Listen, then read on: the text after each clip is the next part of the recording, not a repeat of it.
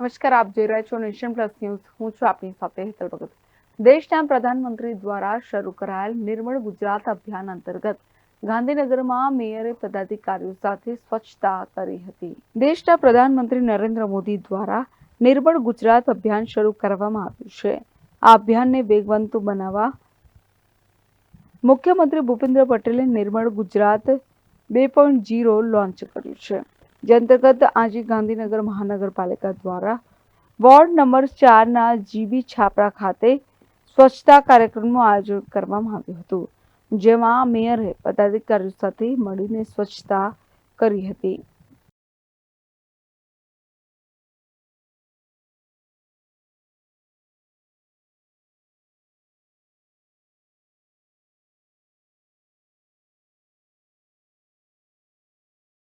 Janak Patel, nation plus news, Gandhinagar.